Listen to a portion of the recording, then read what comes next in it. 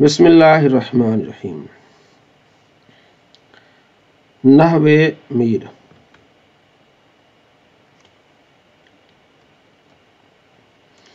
سبق نمبر 8 ہے فعل مضارع اس کے اعراب۔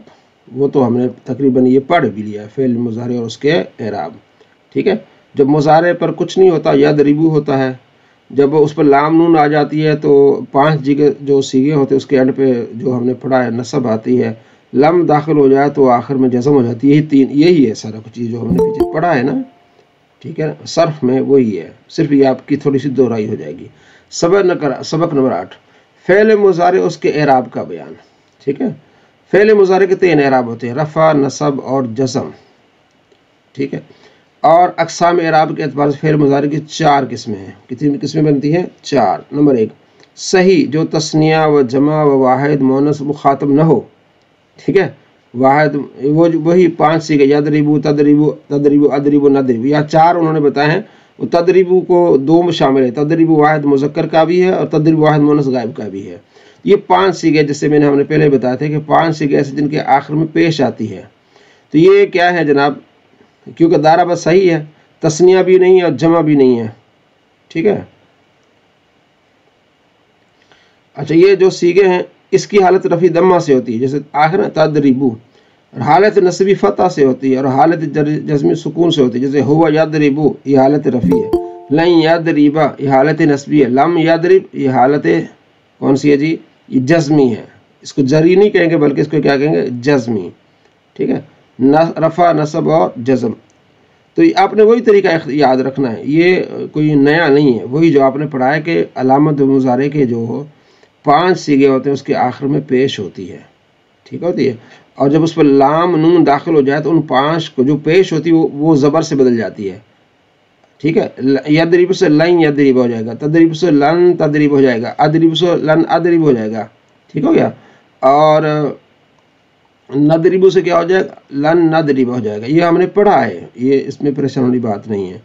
ٹھیک ہے، اس کی حالت رفع ضمہ سے، حالت نصبی فتح سے، حالت جزمی سکون سے آتی ہے، جیسے ہو یضرب، لن یضرب، لم یضرب، یہ آپ نے پڑھ لیا۔ دوسری اس کی جو مثال یہاں بیان کر رہے ہیں۔ ٹھیک ہے،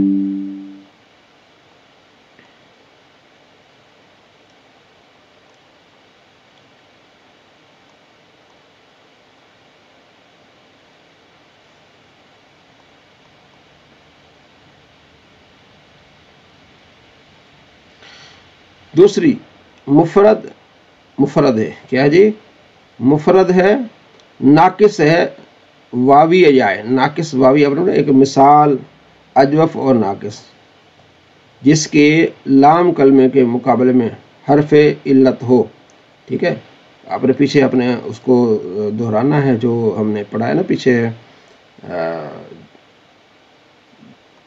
اس کو صرف کو۔ ٹھیک ہے، یہ صرف والا کام ہے وہی۔ مثلا جیسے نا یغزو، یہ کہ واو اینڈ پہ آ گیا نا، غزون تھا، غزون کیا تھا؟ غزون۔ تو لام کے مقابلے میں حرف علت آ جائے تو اسے کہتے ہیں ناقص۔ ٹھیک ہے، اور حرف علت واو آ جائے تو ناقص واوی، اور حرف علت یا آ جائے تو ناقص یائی۔ کہتے ہیں اس کا اعراب کیا ہوگا؟ ٹھیک ہے جی، اس کے اعراب سے متعلق یہ بات ہو رہی ہے۔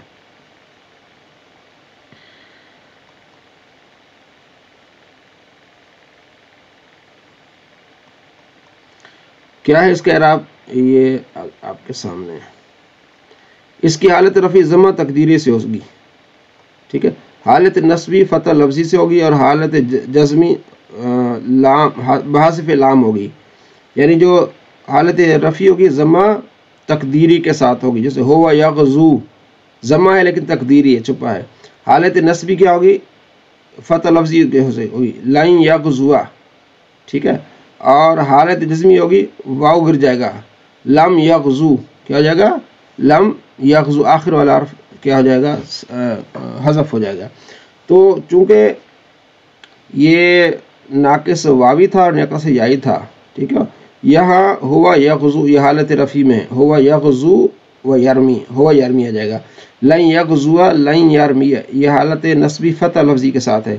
لم یغزو لم یرمی یہ حالت جزمی بحذف لام ہے، یعنی جو لام کا کلمہ تھا نا واو، حرف علت تھا، اور یا حرف علہ تھا، ان کو گرا دیا، لم یغزو، ٹھیک ہے. تو ہم نے جو پڑھا تھا نا اس میں لم یضرب، لم یضربا، لم یضربو، تو اس میں ہم نے یہ پڑھا تھا کہ 5 جگہ جہاں پیش آتی ہے نا اس کو ساکن کر دے گا، لم یضرب کر دے گا. اس میں ایک چیز اور یہاں اضافہ انہوں نے یہ کر دیا ہے کہ اگر آخر میں حرف علت ہو تو وہ گر جائے گا. لم یدعو، یدعو ہے نا، لم یدعو، عین آ جائے گا، واو گر جائے گا. تو یہاں لم آ گیا تو اس نے جو یا تھا نا اس کو گرا دیا. لم یرمی، یرمی تھا نا، دیکھیں یہ یرمی تھا، کیا تھا؟ یرمی. لم داخل ہو گیا تو وہ اس نے یا کو گرا دیا، صرف ہو گیا لم یرمی. یغزو تھا، جیسے آپ نے یہاں پڑھا یغزو، ٹھیک ہے. اب لم آ گیا تو یغزو، واو گر جائے گا، واو کیا ہو جائے گا؟ گر جائے گا. یہ قانون ہے. تو یہ دوسری مثال. آگے تیسری ناقص الفی، جو تثنیہ و جمع و واحد مؤنث مخاطب نہ ہو، تثنیہ بھی نہ ہو، جمع بھی نہ ہو، اور واحد مؤنث مخاطب نہ ہو، یعنی وہ ناقص جس کے آخر میں الف آئے. الف اپنے پڑھا نا حروف علتین ہے، الف واو اور یا وائے، ٹھیک ہے. تو اگر شروع میں یعنی آخر میں الف آئے تو اس کے بارے میں انہوں نے یہ قانون آپ کو بتایا ہے کہ اس کا کیا ہوگا.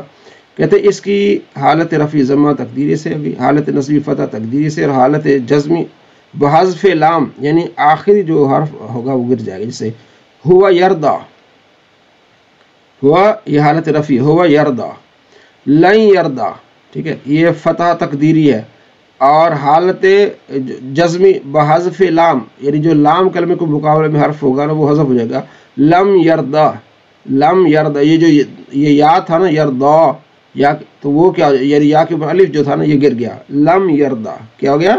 لم یردا. ہو یردا، لن یردا، لم یردا. تو یہ چیزیں بڑی آسان ہے، اگر سمجھ نہیں آ رہی تو اس میں پریشان ہونے والی بات نہیں ہے. وہی جو ہم نے پیچھے پڑھا ہے نا کہ لم کیا عمل کرتا ہے، لن کیا عمل کرتا ہے، وہی ہے سارا کچھ تقریباً. چوتھی تثنیہ و جمع. اب کیا ہے؟ تثنیہ ہو اور جمع ہو و واحد مؤنث مخاطب، واحد مؤنث تدریبین، ٹھیک ہے، تدریب، تدریبان، تدریب، آگے تدریبین، واحد مؤنث مخاطب، صحیح ہو یا غیر صحیح، ان کا اعراب کیا ہے؟ جیسے یدربان، یدربون، تدریبین، اس کی حالت رفع بثبوت نون ہوگی، ٹھیک ہے. جیسے تثنیہ میں تو کہے ہما یدربانی،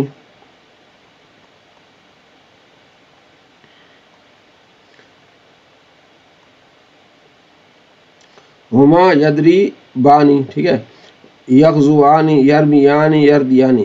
جمع مذکر میں ہوگا ہم یدربون، یغزون، یرمون، یردون. واحد مؤنث حاضر میں تو یوں کہے گا انت تدریبین، تغزین، ترمین، تردین. یہ حالت رفع. اور حالت نصبی و جزمی، یعنی حالت نصبی ہوگی، جزمی ہوگی، نون گر جائے گا. وہی باتیں جو میں نے پہلے بھی عرض کی تھی کہ جب لم آ جائے گا یا لام نون آ جائے گا تو 7 جگہ نون اعرابی گرا دے گا، 2 جگہ عمل نہیں کرے گا، واحد مؤنث غائب اور جمع مؤنث غائب. وہی بات ہے، صرف انہوں نے تھوڑا سا اس کو مختلف انداز میں پیش کیا ہے، ٹھیک ہے. تو یدربا، لن یدربا، لن یغزوا، لن، اب یدربانی تھا، نون گر گیا، یغزوانی نون گر گیا. تو لن یدربا، لن یغزوا، لن یرمیا، لن یردیا. یہ یعنی ایک ایک گردالی، یدربو سے، یغزو سے، یرمی سے، یرد سے، ایک ایک انہوں نے ایک سیگا لیا ہے. اسی طرح لم یدربا، لم یغزوا، لم یرمیا، لم یردیا، لم یردیا. یہ نون کیا ہو گیا؟ گر گیا. یہ کس کی بات ہو رہی تھی؟ تثنیہ کی بات ہو رہی تھی، ٹھیک ہے. آگے جمع کی بات ہو رہی ہے. جمع مذکر میں کہے گا یدربو تھا نا، لن یدربو، یہ آپ نے پڑھا ہے سارا کہ لام نون جب داخل ہوں گے تو 2 جگہ عمل نہیں کرے گا، جمع مؤنث غائب اور جمع مؤنث حاضر. باقی جتنے بھی نون ہو گئے وہ سارے لام نون گرا دے گا. لام میم آئے گا، لم آئے گا، وہ سب نون گرا دے گا. یہ آپ نے پہلے پڑھا ہوا ہے. یہ وہی سبق ہے جو آپ نے پہلے پڑھا ہوا ہے، صرف تھوڑا سا اسٹائل انہوں نے چینج کر کے آپ کو بتایا بس. لن یدربو، لن یغزو، لن یرمو، لن یردو، لم یدربو، لم یغزو، لم یرمو، لم یردو. واحد مؤنث میں تو کہے گا لن تدربی، لن تغزی، لن ترمی، لن تردا تئی، لن تدربی، لم تغزی، لم ترمی، لم تردئی، ٹھیک ہے. تو اس میں کوئی پریشان ہونے والی بات نہیں ہے، ٹھیک ہے.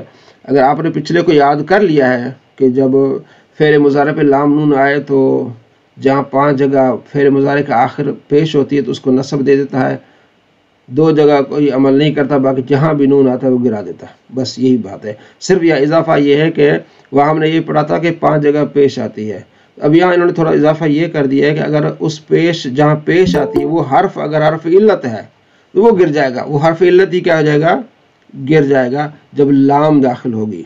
ठीक है, तो ये चीज़ें बड़ी आसान है, इसमें कोई परेशान होने वाली बात नहीं है।